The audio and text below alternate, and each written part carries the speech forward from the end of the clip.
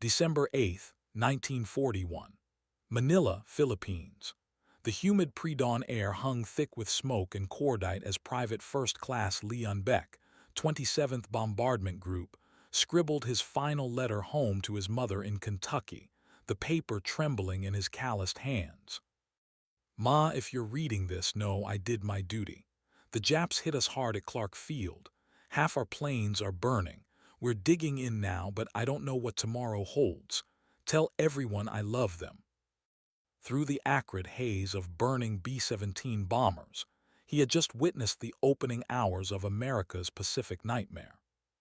The story of American prisoners of war in Japanese captivity begins not with surrender, but with the men who answered their nation's call in the anxious months before Pearl Harbor. Throughout 1940 and 1941, tens of thousands of American soldiers, sailors, airmen, and Marines deployed across the Pacific theater, from the Philippines to Wake Island, from Guam to Java. They were mechanics and medics, pilots and infantrymen, clerks and cooks. Most were in their early 20s. Few imagined they would become the forgotten prisoners of the rising sun. The United States Army forces in the Far East, commanded by General Douglas MacArthur, numbered approximately 31,000 American personnel by December 1941. The Philippine Scouts added another 12,000 Filipino soldiers serving under American command. Together with the untested Philippine Commonwealth Army, they formed a force on paper of over 130,000 troops. But numbers masked a brutal reality: inadequate training, obsolete equipment, half-empty supply depots, and a command structure that assumed reinforcement would arrive long before any serious Japanese offensive. Private First Class Leon Beck had enlisted in the Army Air Corps in early 1941, drawn by the promise of adventure and the $21 a month that seemed like a fortune during the lingering Depression years. He trained at March Field in California, learning to service the Wright R-1820 Cyclone engines that powered the B-17 Flying Fortress. The maintenance crews worked 12-hour shifts, memorizing torque specifications for hundreds of bolts, learning to gap spark plugs to precisely .025 inches, understanding fuel-air ratios that meant the difference between maximum power and catastrophic engine failure. Beck could field strip a Browning M250 caliber machine gun in under 3 minutes, replace a hydraulic line in darkness, and diagnose engine misfires by sound alone. He shipped out to the Philippines in September 1941 aboard a cramped transport vessel, seasick for 11 days straight, arriving at Clark Field north of Manila to discover a base that was equal parts frontier outpost and false paradise. The airfield sprawled across former sugarcane plantations, its single concrete runway stretching 6,500 feet through humid tropical heat. Quonset huts served as barracks, their corrugated metal roofs turning each structure into an oven by midday. The men slept under mosquito netting, fought off dengue fever and dysentery, and learned to inspect their boots each morning for scorpions. Daily life at Clark Field followed the rigid routines of the peacetime army: reveille at 0530 hours, calisthenics in the muggy dawn, breakfast of powdered eggs and coffee so weak it barely colored the water. Then the real work began: engine maintenance, armament checks, fuel system inspections. The B-17 bombers required constant attention in the tropical climate. Humidity corroded electrical connections. Monsoon rains flooded wheel wells. Jungle heat expanded metal components beyond their tolerance specifications. Beck and his fellow mechanics fought a daily battle against entropy, knowing their pilots' lives depended on every correctly torqued bolt, every properly seated gasket. The aircrews faced their own challenges. Navigation across the vast Pacific required mastery of celestial navigation, dead reckoning across featureless ocean, and radio direction finding with equipment that frequently failed in tropical thunderstorms. Bombardiers practiced on makeshift ranges, dropping 100-pound practice bombs on targets marked with whitewashed stones. Pilots logged hours in the thin air above the Philippine mountains, learning the B-17's handling characteristics, discovering that the bomber could absorb tremendous punishment but demanded respect during takeoff and landing. By late November 1941, tensions with Japan had reached the breaking point. The men at Clark Field knew war was coming. They listened to armed forces radio reports of Japanese troop movements in Indochina, of diplomatic negotiations breaking down in Washington, of fleet movements and ultimatums. On December 7th, they received word of the attack on Pearl Harbor. The Philippines would be next. But knowledge did not equal readiness. When Japanese bombers appeared over Clark Field at 12:30 hours on December 8, 1941, they found American aircraft lined up wingtip to wingtip, perfect targets. The destruction was methodical and complete. Mitsubishi G-4M Betty bombers struck from 14,000 feet, their bombardiers calmly adjusting for wind drift, releasing sticks of 60-kilogram bombs that marched across the flight line like the footsteps of giants. Nakajima Ki-43 Oscar fighters followed, strafing fuel trucks, ammunition dumps, barracks. Within 30 minutes, the United States Army Air Forces in the Philippines had effectively ceased to exist as a fighting force. Beck survived by luck and instinct. He had been working on an engine when the first bombs fell, and he sprinted for a drainage ditch 200 yards distant, his lungs burning, the earth erupting around him in geysers of flame and shrapnel.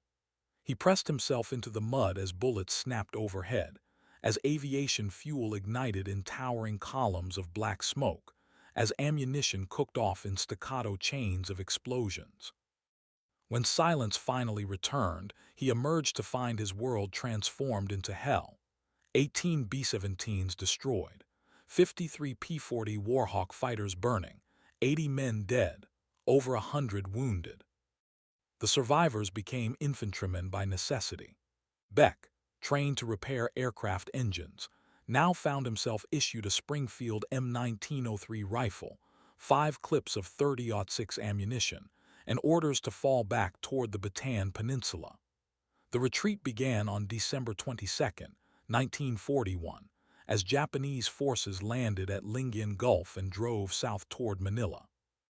American and Filipino troops abandoned carefully prepared defensive positions, destroyed supply dumps they could not evacuate, and withdrew into the jungle mountains of Bataan. The Bataan Peninsula became a trap disguised as a fortress. 30 miles long, 15 miles wide, dominated by jungle-covered mountains and malaria-infested swamps. The War Plan Orange had envisioned a force of 43,000 defenders holding out for 6 months, while the Pacific Fleet fought its way across the ocean to relieve them.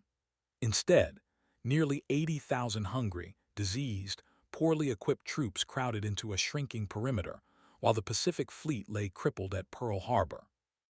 Themath was simple and brutal. The siege would end not with relief, but with surrender or annihilation. Beck and thousands like him dug into defensive positions across Bataan's mountainous spine, using entrenching tools to hack fighting positions from volcanic rock, stringing barbed wire between fire-blackened tree stumps, filling sandbags until their hands bled.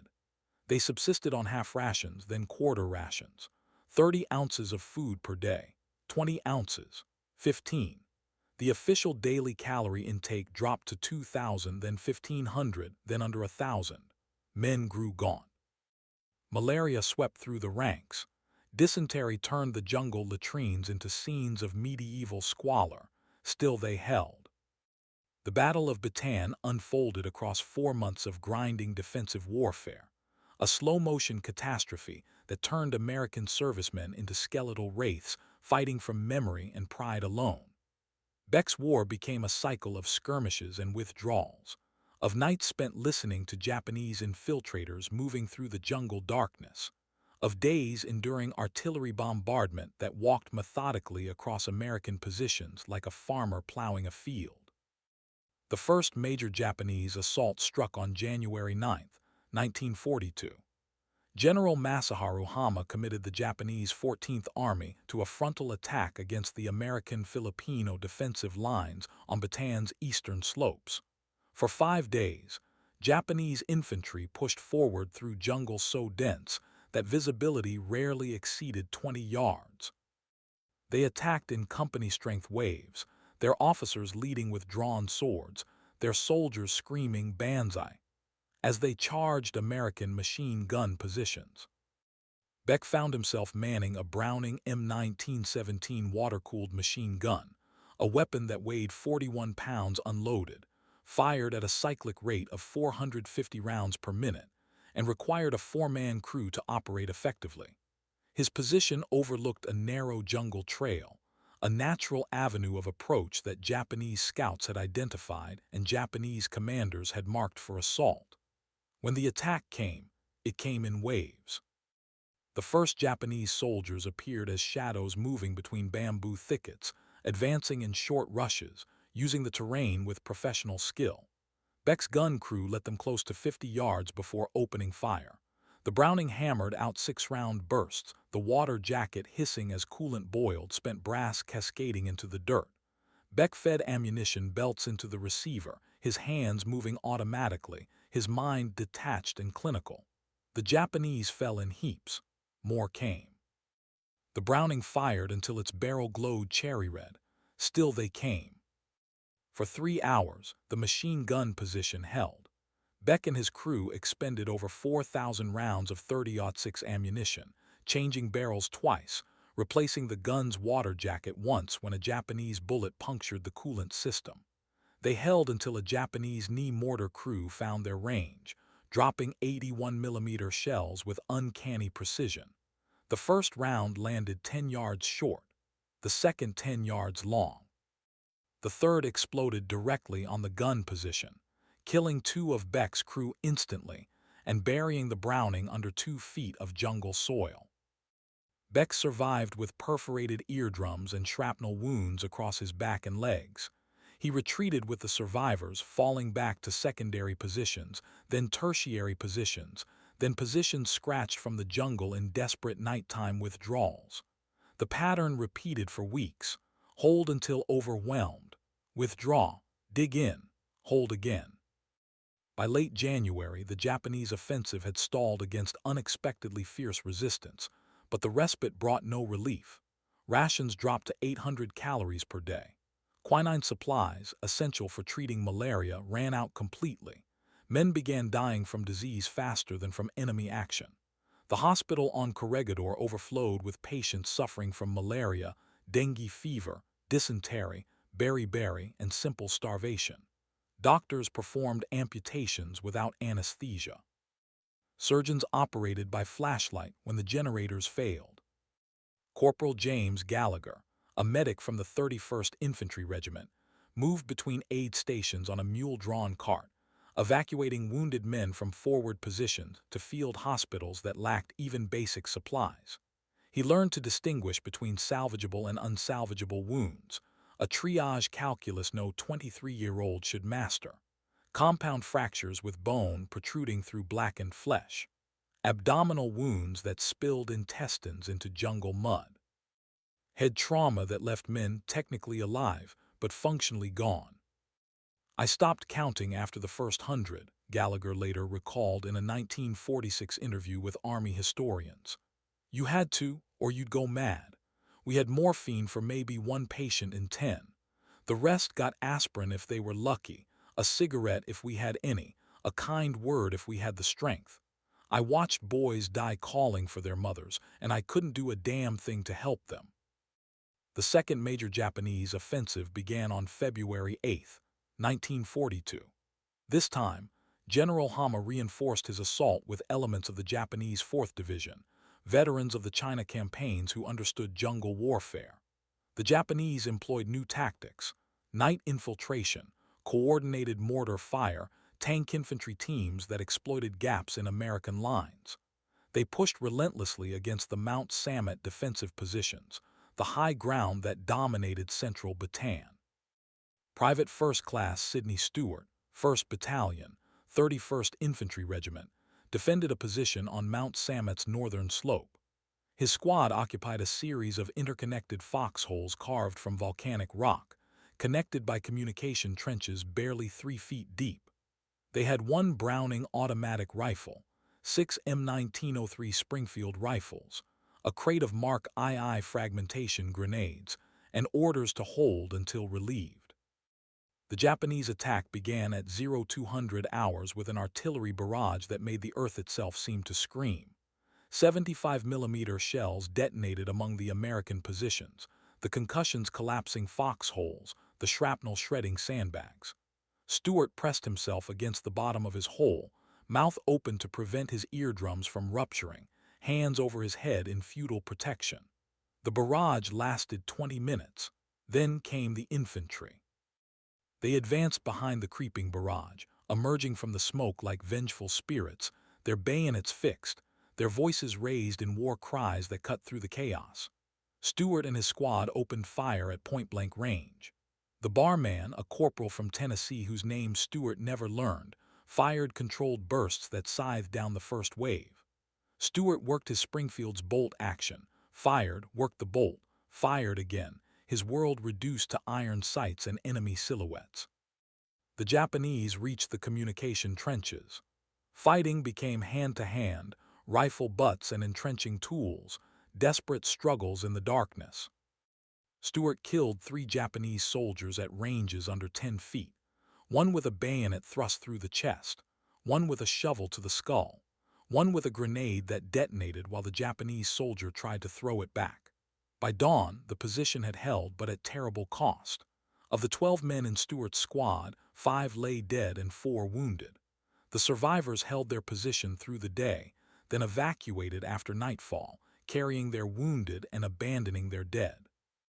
Throughout February and March, the situation deteriorated from desperate to catastrophic.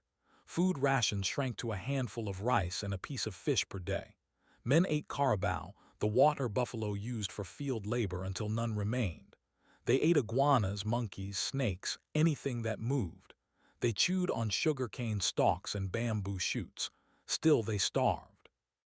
Malaria infected over 80% of the American Filipino forces. Men shivered with fever even as the tropical sun beat down. They hallucinated, seeing water where none existed, hearing relief columns that never came. The hospitals ran out of space, then out of supplies, then out of hope.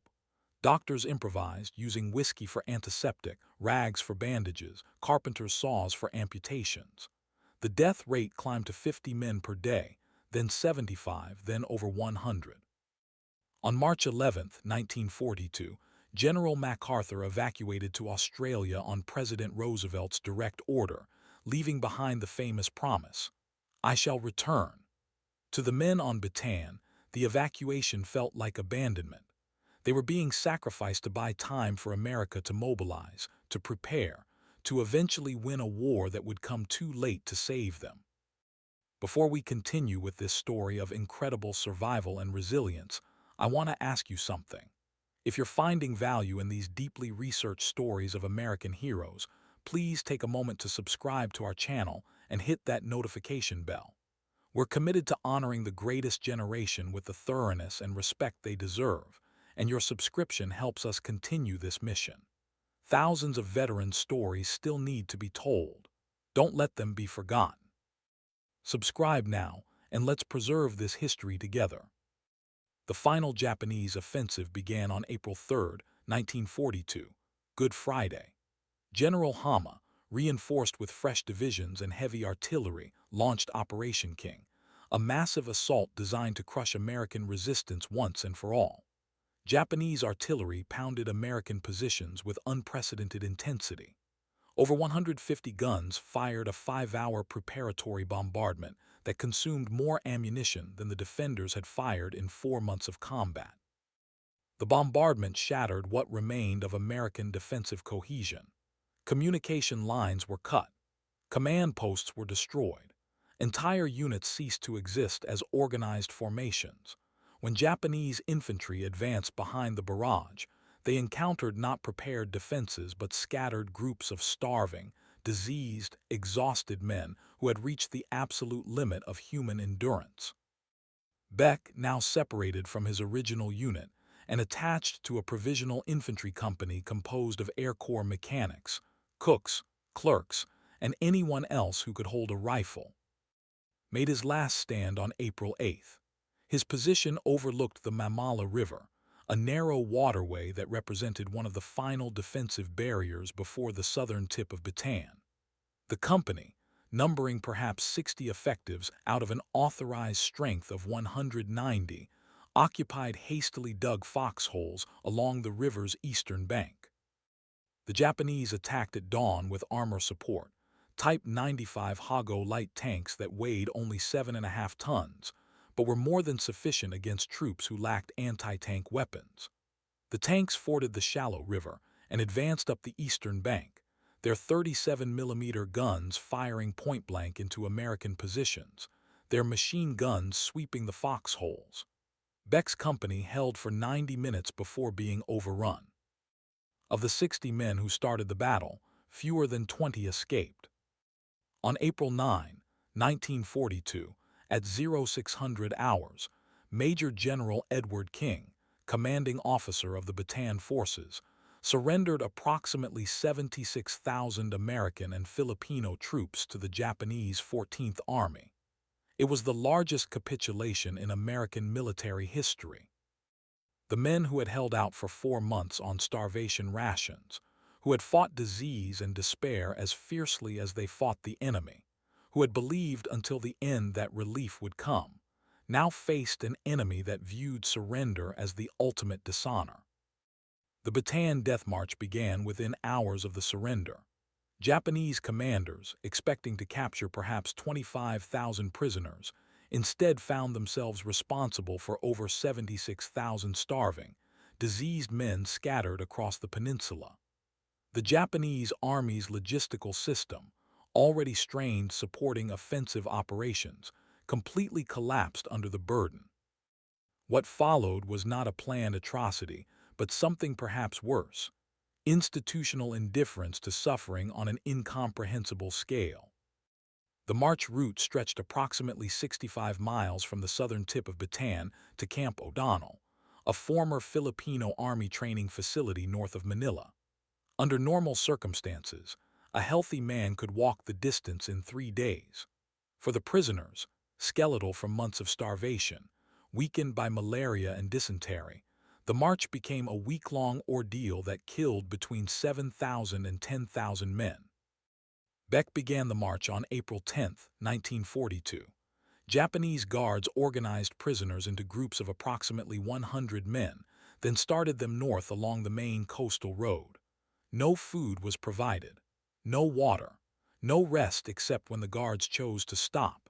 The prisoners walked in the tropical heat, temperatures exceeding 95 degrees Fahrenheit, under a sun that beat down like a physical weight. Within the first mile, men began to fall. Those too weak to continue were bayoneted where they lay or shot and left in the roadside ditches. Japanese guards, many of them brutalized by their own army's savage discipline and contemptuous of enemies who surrendered rather than fighting to the death, showed no mercy. Prisoners who asked for water were beaten. Those who stopped to help fallen comrades were clubbed with rifle butts. The guards enforced a brutal pace, 4 miles per hour during the cooler morning hours, slowing only slightly as the day's heat intensified. Staff Sergeant Calvin Graef, 20th Pursuit Squadron, watched the man beside him collapse after 6 miles of marching. The man, a lieutenant whose name Graef never learned, simply stopped walking, swayed for a moment, then crumpled to the dirt road. A Japanese guard approached, studied the fallen prisoner with clinical detachment, then drew his bayonet and thrust it twice into the lieutenant's back. The killing took perhaps 5 seconds. The guard wiped his blade on the dead man's uniform and gestured for the column to continue moving. That was when I understood, Graef later testified during the 1946 war crimes trials. We weren't prisoners of war to them. We were already dead. The only question was how long it would take. The first night of the march, the prisoners were herded into a rice paddy near the town of Balanga. 5,000 men crowded into a space meant for perhaps 500. They had no shelter, no sanitation facilities, no food, no clean water. Men suffering from dysentery relieved themselves where they stood, too weak to move. Others, maddened by thirst, drank from a nearby carabao wallow, contaminated water thick with animal waste. By morning, hundreds more were dead or dying. Beck survived the first night by a combination of discipline and luck. He had managed to fill his canteen before the surrender, and he rationed the water to single sips every hour. He knew from his training that rapid consumption would lead to vomiting, which would dehydrate him faster. He chewed on strips of bamboo shoot to generate saliva, lessening the sensation of thirst. He concentrated on placing one foot in front of the other, reducing his world to the single imperative of forward motion. The second day brought new horrors. The column passed through several towns where Filipino civilians, at great risk to themselves, attempted to throw food and water to the prisoners. Japanese guards responded with savage beatings. In one incident witnessed by Corporal William Dice, 20th Pursuit Squadron, a Filipino woman threw a handful of rice cakes to passing prisoners. A Japanese guard intercepted the food, forced the woman to kneel in the street, and beheaded her with a sword while forcing the prisoners to watch. The sun exposure caused men to hallucinate. They saw rivers that didn't exist, shade trees that were really telephone poles, rescue convoys that were heat mirages. Some wandered out of formation, chasing phantom water sources, and were shot. Others, their minds broken, simply sat down in the middle of the road and refused to move, accepting execution rather than continuing. On the third day, the march route passed through an area where American and Filipino forces had fought a major battle weeks earlier. The dead had been left unburied, their corpses bloating in the tropical heat, the smell overwhelming. Japanese guards forced the prisoners to march through fields carpeted with decomposing bodies, the ground soft with decay, clouds of flies rising with each step. Men vomited, adding to the stench. Some collapsed and died amid the corpses of their comrades. Beck's group reached the town of San Fernando on the fifth day. Here, the Japanese loaded prisoners into steel boxcars, 120 men per car designed to hold 40. The doors were closed and locked. The temperature inside exceeded 130 degrees Fahrenheit. Men screamed for water, for air, for mercy. Some died standing up, their bodies held upright by the press of living men around them. The train journey to Capas lasted 3 hours. When the doors finally opened, dozens in each car had suffocated. The final leg of the march, 8 miles from Capas to Camp O'Donnell, claimed hundreds more. Japanese guards, perhaps eager to be done with their duty, maintained a murderous pace. Men who fell were bayoneted or beheaded. The roadside became littered with corpses.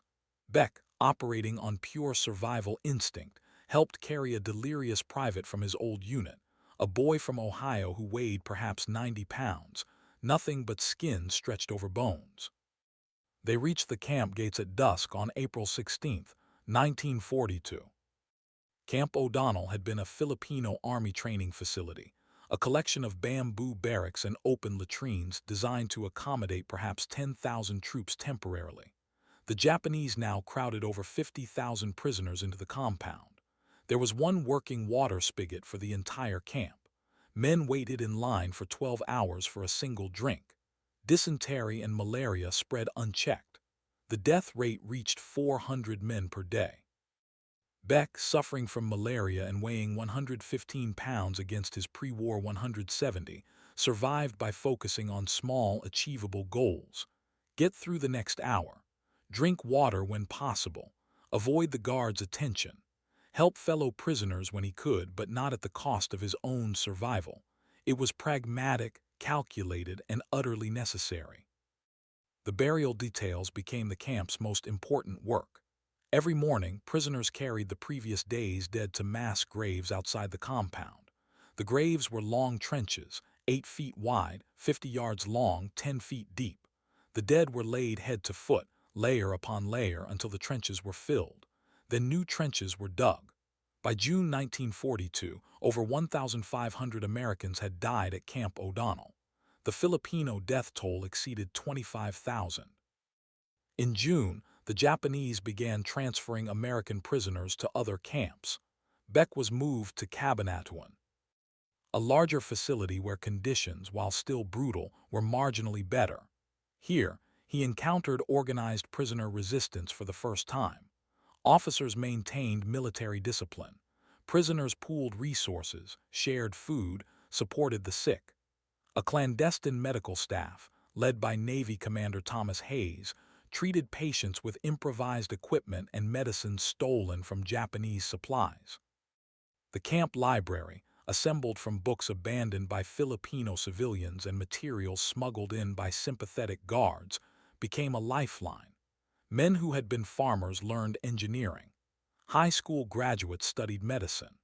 The determination to remain intellectually alive, to preserve their humanity against deliberate dehumanization, represented a form of resistance as important as any armed uprising. Beck worked in the camp's agricultural detail, growing vegetables that fed primarily the guards but occasionally supplemented prisoner rations. He learned to hide extra food, burying sweet potatoes in marked locations, retrieving them at night to share with his barracks mates. The risks were enormous. Discovery meant execution, but the rewards meant survival. Throughout 1942 and 43, the camp population fluctuated as the Japanese transferred prisoners to work details across the Philippines and throughout Southeast Asia. Some went to build airfields, others to mines or dock facilities. Many never returned. The work details offered opportunities, more food, occasionally better treatment, contact with local civilians who might provide aid, but also exposed prisoners to new dangers. Accidents, tropical diseases, Allied bombing raids that couldn't distinguish between Japanese installations and prisoner work parties. In October 1944, as American forces prepared to invade the Philippines, the Japanese began executing prisoners who were too sick to be moved. At Puerto Princesa prison on Palawan Island, guards herded 150 American prisoners into covered trenches, doused them with gasoline, and burned them alive. Only 11 men escaped. The massacre represented Japanese intentions should American forces approach other prison camps. The liberation of American prisoners of war in the Philippines began on January 30, 1945, when elements of the 6th Ranger Battalion, supported by Filipino guerrillas, raided the camp at Cabanatuan and freed 513 prisoners. It was the largest and most successful rescue operation of its kind in American military history. Beck was among those liberated that night. He weighed 97 pounds. He suffered from chronic malaria, advanced beriberi, intestinal parasites, and partial blindness from vitamin deficiency. When the Rangers arrived, bursting through the camp gates with Thompson submachine guns blazing, Beck thought he was hallucinating. The reality took hours to accept.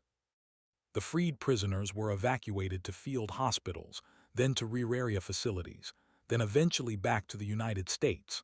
The medical examinations revealed the full scope of their suffering. The average prisoner had lost 60 to 80 pounds.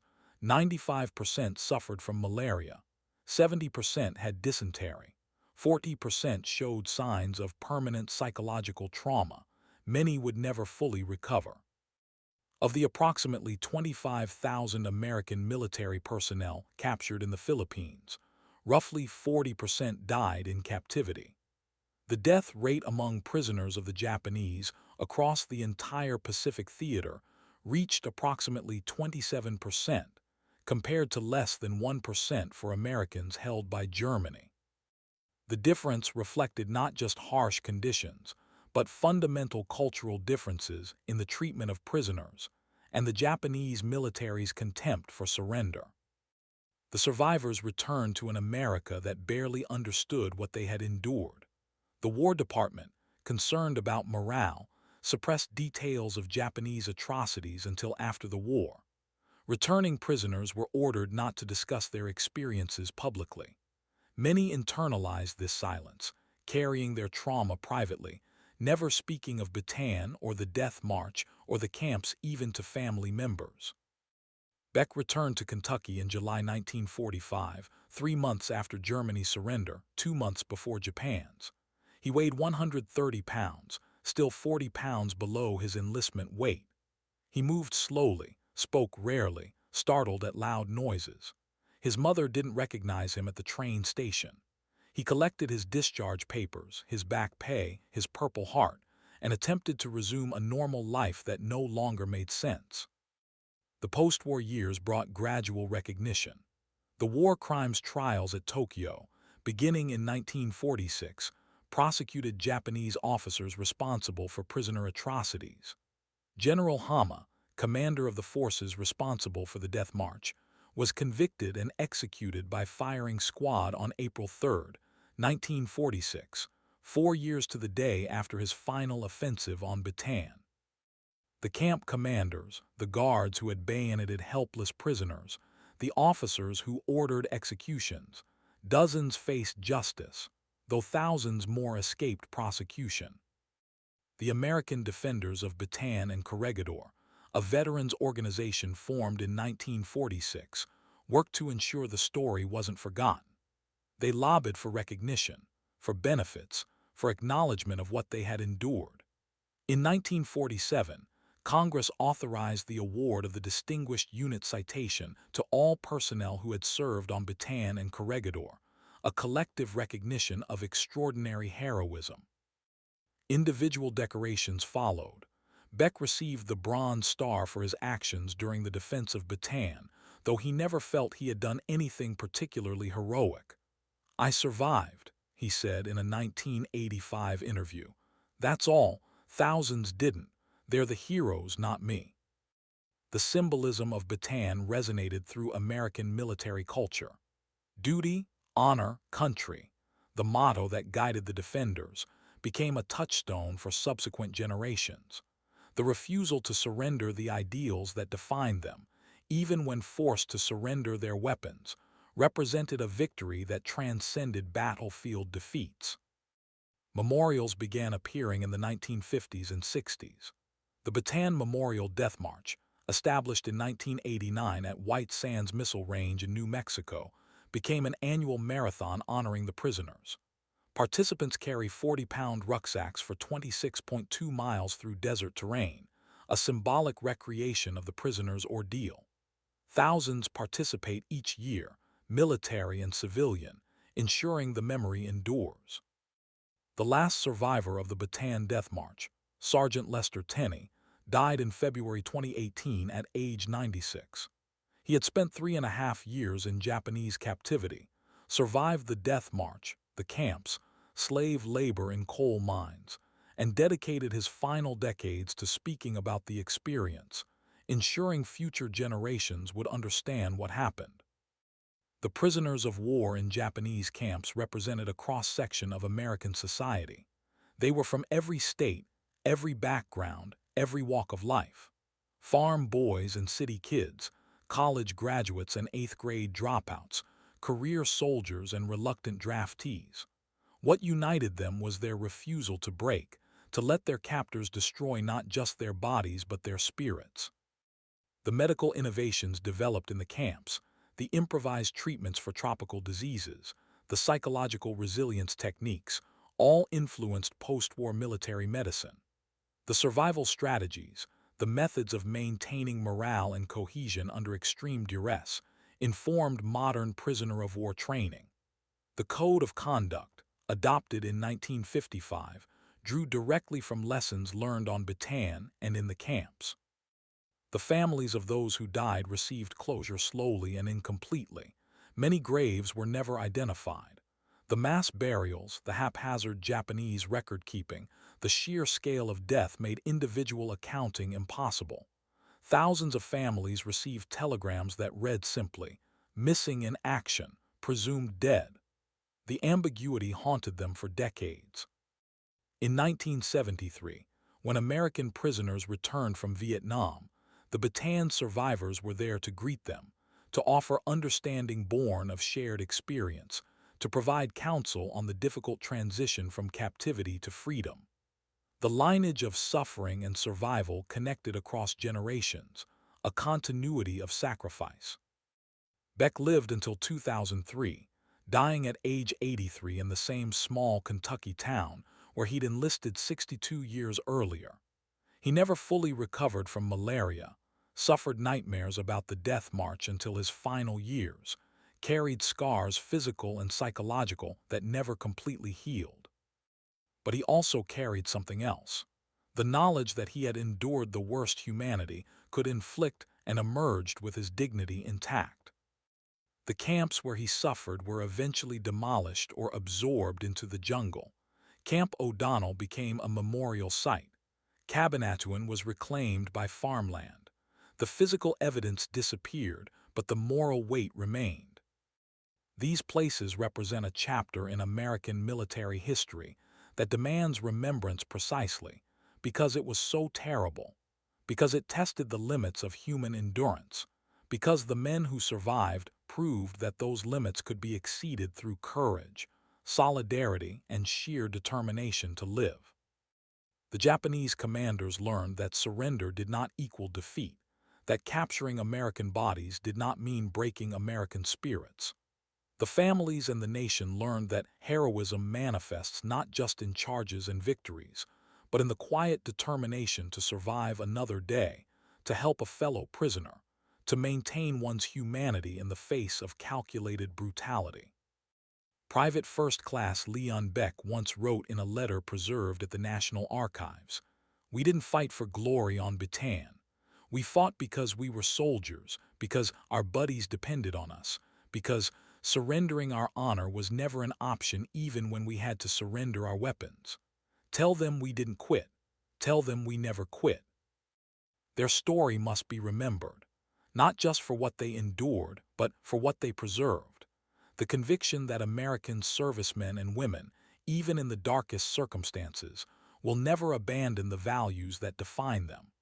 The defenders of Bataan and the prisoners of the camps earned their place among the greatest of the greatest generation.